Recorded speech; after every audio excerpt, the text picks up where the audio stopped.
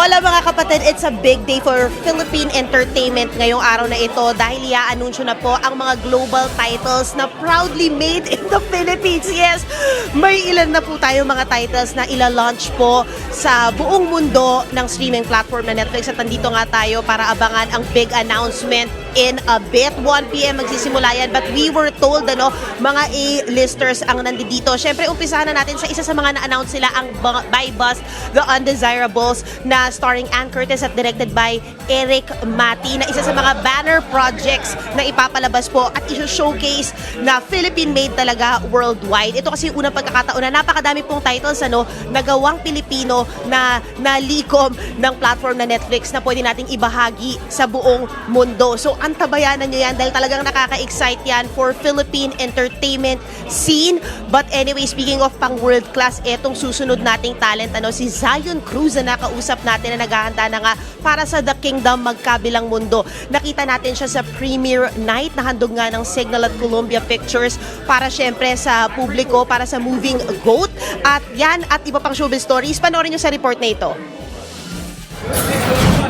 It's a Kapatid Family Day kasama ang sports, news at M-Quest celebrities sa bonggang premiere para sa highly anticipated family sports movie na GOAT.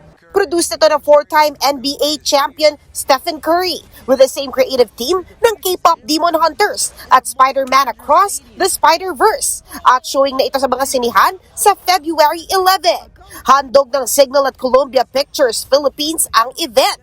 Si Zion Cruz, nagpakitang gilas nga ng kanyang basketball skills. At ang GOAT o greatest of all time niya, LeBron! LeBron, wow! Bakit? Kobe. Ano tungkol sa kanya? Mabait din po kasi siya and malaki. Ang tagline ng movie, "You're never too small to dream big." Bagay na isinasabuhay ni Zion dahil kasabay ng acting, nagbabasketball pa lang ating MQAA star during his spare time at hindi pa niya pinapabayaan ang kanyang pag-aaral. Ang goals naman daw niya this year, Gusto ko pong mag-international runway and international movies and teleserye. And I hope to meet Ariana Grande. speaking of teleserye, one check off his bucket list na si Zion dahil kasama siya sa isa sa pinakamalalaking project ng taon, ang The Kingdom Magkabilang Mundo na may big announcement soon. Puspusa na raw ang workshops ni Zion to reprise his role as Felipe. The role is me. Parang siya si Zion pero magkaiba yung personality namin. Pero ako yung mismo character niya.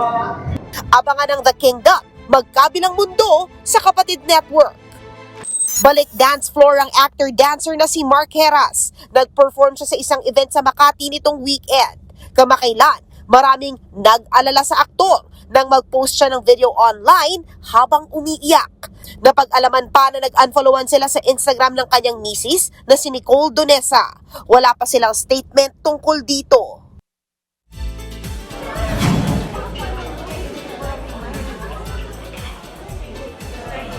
Anyway guys, yan muna ang latest sa showbiz. Back to you guys dyan sa studio. Thank you, MJ.